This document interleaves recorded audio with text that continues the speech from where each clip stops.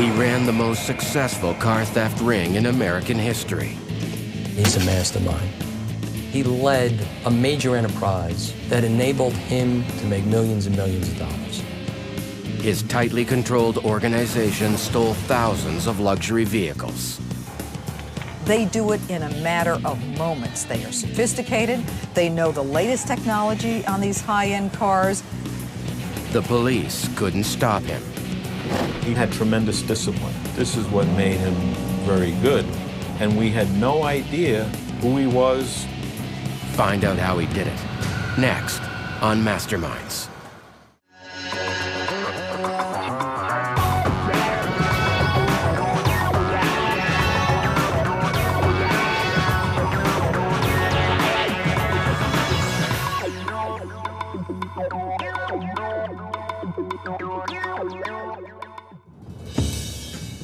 New York City has America's largest concentration of high-end cars. Manufacturers of these luxury vehicles have equipped them with an array of sophisticated security features, including motion detectors that sound off when the car is moved, recessed door locks to foil prying tools, an electronic engine immobilizer to prevent the car from being started without the proper key. And if thieves do manage to steal the vehicle, a global positioning device concealed in one of 25 secret locations allows police to track it. But in 1999, a massive wave of car thefts hits New York. We were losing cars at an unprecedented rate. In fact, we lost 48 high-end vehicles in a span of 6 to 8 weeks. The thieves are so efficient, cars are gone in a matter of seconds. They do so quickly, and they do so quietly, and they get away with it. They knew what anti-theft devices they had to defeat. They had a plan. They were stealing the cars out of our driveways, out of our commuter lots, out of our malls, and we've got to put an end to it. Even more frustrating for police, the stolen cars weren't resurfacing. Generally, what you'll see is when a vehicle is stolen for parts, it will show up out in the street. We call it the bones. All the high-end parts are off the vehicle would be used for resale. What we discovered is they weren't showing up. The cars were simply disappearing. Which was kind of odd, and leaves us, as an order crime investigator, to believe the cars were being exported. Now the question was, where were they going? We learned that a number of the owners of these vehicles had Easy Pass in their vehicles. Now, Easy Pass is used as a form of payment when going through a toll. By studying the computerized records of the victim's last toll payment, a pattern emerged. The vehicles were going across the Triborough Bridge, and there's 2 locations they could have been going to, either Kennedy Airport or Brooklyn to be shipped out. Police ruled out the airport as an export venue because of the volume of vehicles. But they found nothing in their search of the Brooklyn shipyards. And the investigation hit a dead end. I knew early on that with the theft of these luxury vehicles that there was probably a very sophisticated professional car theft organization that was in operation and working in New York City. The mastermind police were looking for was a former intelligence officer in the Chinese army named Min Jin Yang. He stole and exported thousands of high-end vehicles and made himself over $40 million. The question is, how did he do it?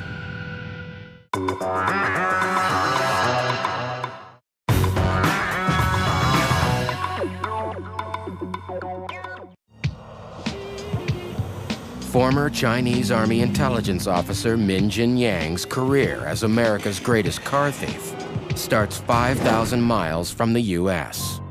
Discharged from the Army in the late 1980s, he moves to Shanghai, where there's a huge demand for luxury vehicles among the privileged class. But the cars are not sold in communist China. Seeing an opportunity to use the skills he honed investigating Asian smugglers, Yang approaches the Chinese underworld with a business proposition. He was able to convince people in China that he could bring them vehicles door to door in 6 weeks, which, if you think about it, is about the time it takes to order a new car. Yang strikes his deal, a 60-40 profit split. The buyers give him a $500,000 advance to set up his operation in the city where the cars are, New York. You could steal a car in New York that's worth $60,000 and sell it in Asia for $120,000. Kenny knew that if he came to New York, that he could get the type of vehicles that these people wanted. It was a good shopping ground. Slipping into the country using false documents, Yang adopts the name Kenny and poses as a struggling immigrant. This was all part of his scheme, and that was that he would blend in. He didn't want to stick out. Drove an older Nissan Altima that was leaking oil. It was not flashy. Yang begins to execute his master car theft plan. He brings over a trusted associate from Shanghai, Poi Chow, to run the shipping operation. Chow's first task is to secure a warehouse where they can process the cars. It was important to find a warehouse as quickly as possible. But the warehouse had to be just right, because A, it had to be away from a police station. B, it had to be on the quiet side. C, it had to be in a place that was not going to attract attention.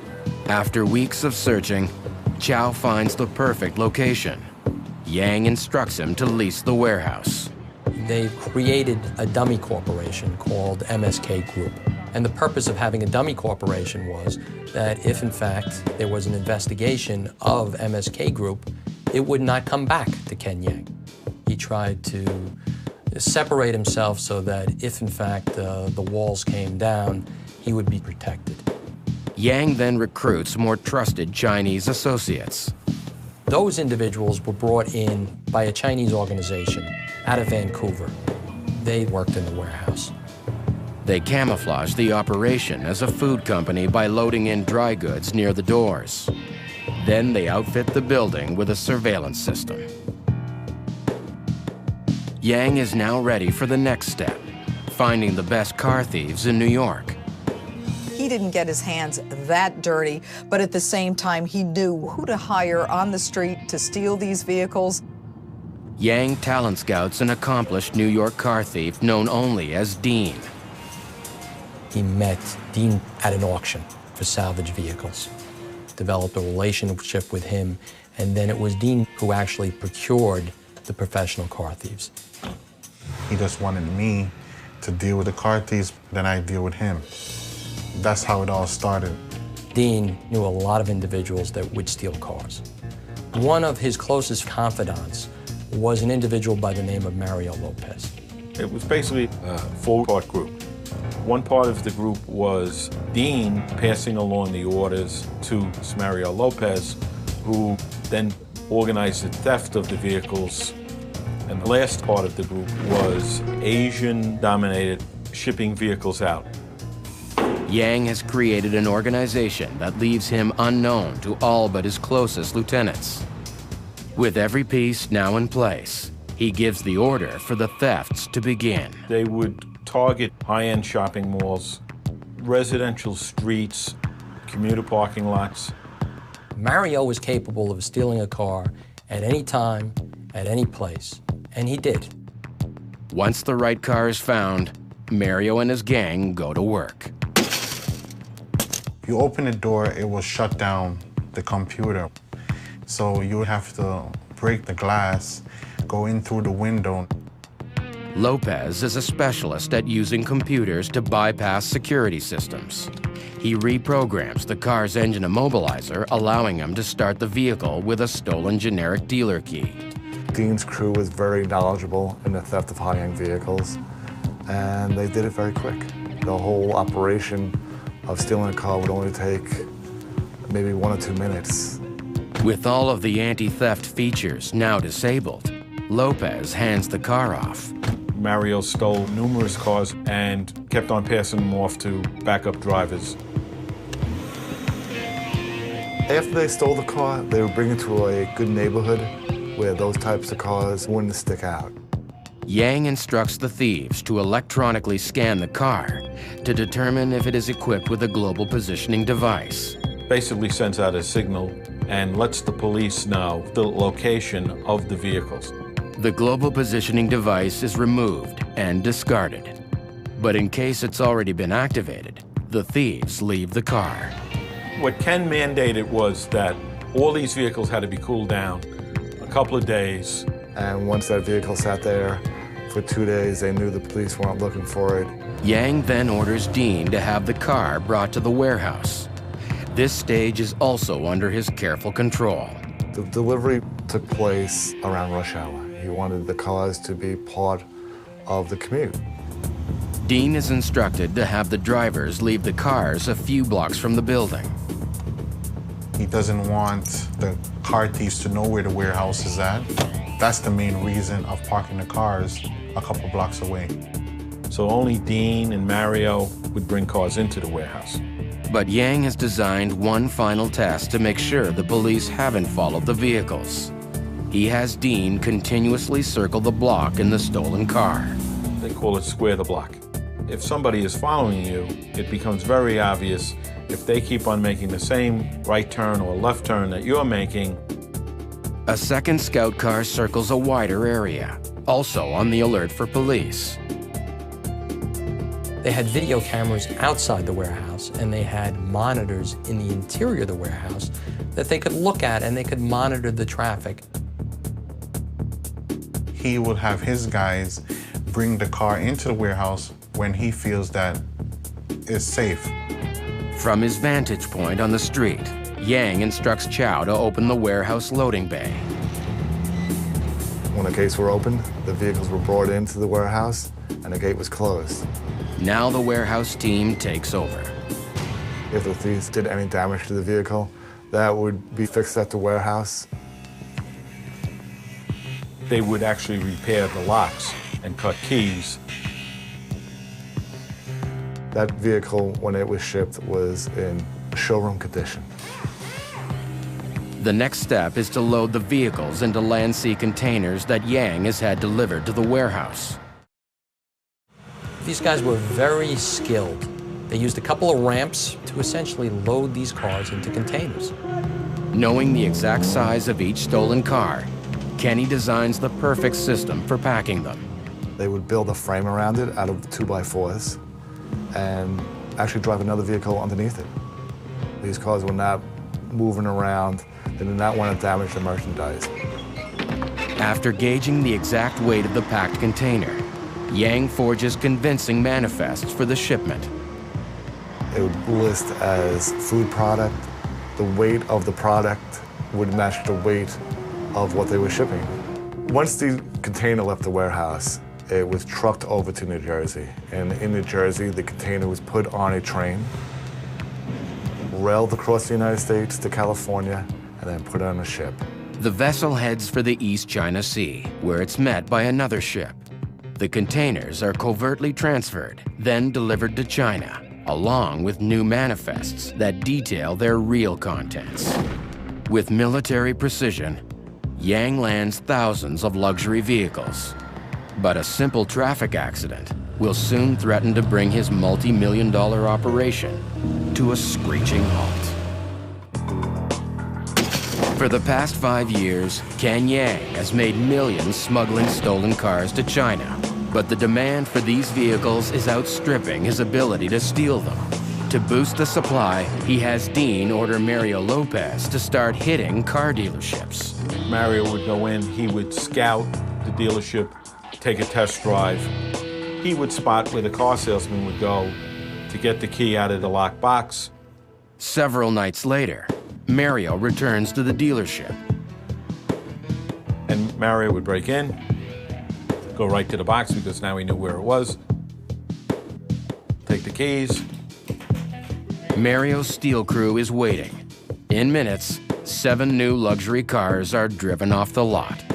From the time the alarm went off, they were there 3 minutes later and everybody was gone. But one of the stolen cars gets into an accident after exiting the Triborough Bridge. When police arrive on the scene, they discover the vehicle is stolen. The driver is arrested, and turns on his fellow thieves. And based on this accident, that led us to Dean. An investigation of Dean eventually directs police to Ken Yang's warehouse. We understood there was an export operation in a warehouse in Brooklyn. And we set up on that warehouse. We did surveillances of that warehouse. Unbeknownst to us, they were doing counter surveillance in the area. Yang soon discovers the police are onto him, but he's prepared.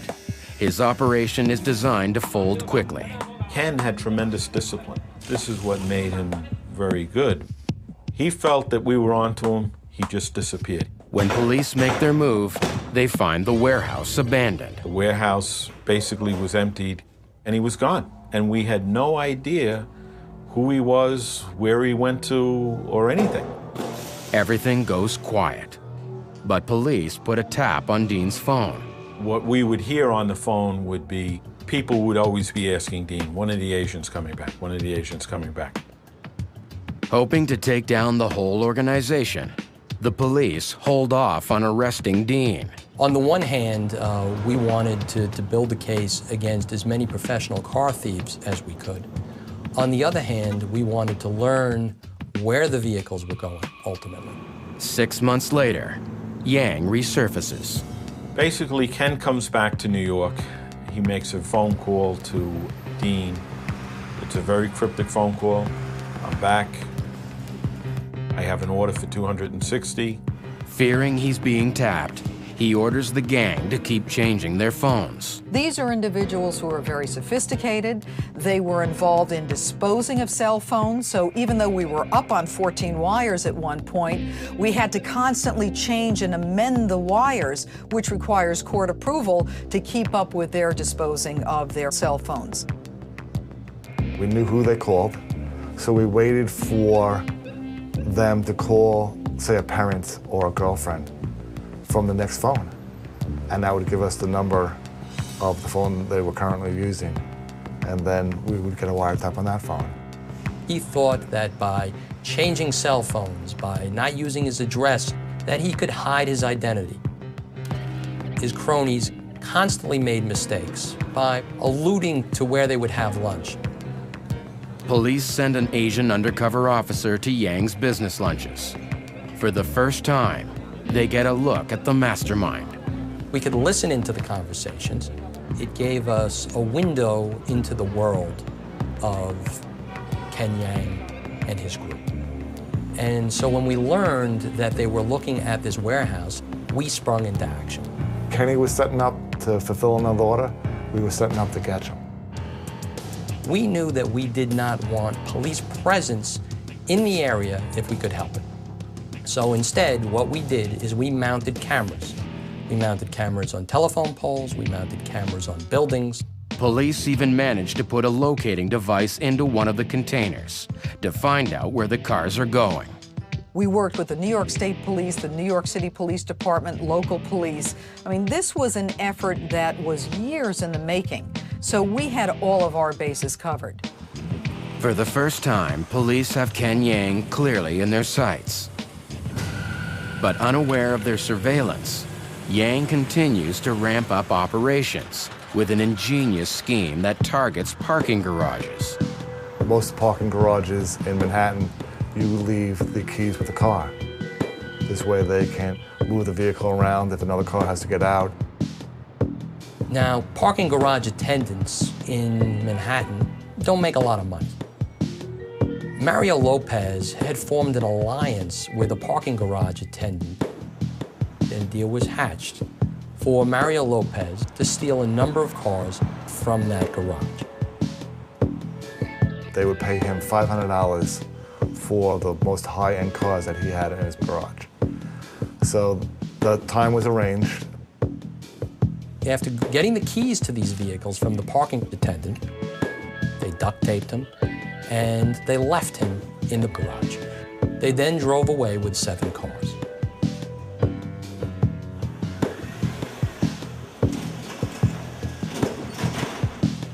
After somebody came down, saw this poor parking garage attendant tied up, they called the police. In fact, by the time the police arrived at the parking garage, the cars were already at the warehouse. By asking for more and more cars to be delivered, they made some mistakes. They got sloppy. They got greedy. They wanted the cars to come into the warehouse, and they didn't allow the cars to cool off. One of the stolen cars in the warehouse has a GPS system that alerts police. The responding officer walks straight into the surveillance operation. We were watching on camera. We were watching what was taking place. There was nothing we could do to stop it. We knew this police officer was going to walk in the door. The workers that are in the facility take off.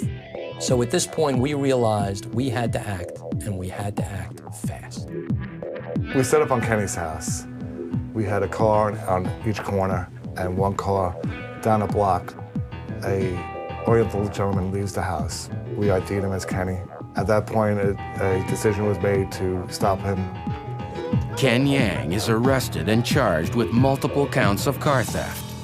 But for police, there was one sour note. Because of the takedown coming prematurely, we never really were able to determine where the cars were being sold. At his trial, Yang pleads guilty to enterprise corruption and is sentenced to 10 years in prison. His downfall was that we were smarter than he was. We've sent a message to car thieves in this county and the surrounding area that we have intelligence, that we know what you're doing, that we have the ability to bring you down, and that we are more sophisticated than you are. Ken Yang is obviously a very intelligent person. He gave a lot of time and energy and a lot of thought into his operation. He led a major enterprise for many years that flew below the radar, that went undetected by law enforcement, that enabled him and his partners in crime to make millions and millions of dollars. That's why he's a mastermind. Authorities estimate Ken Yang made $40 million during his 10-year car theft operation. None of it was ever recovered.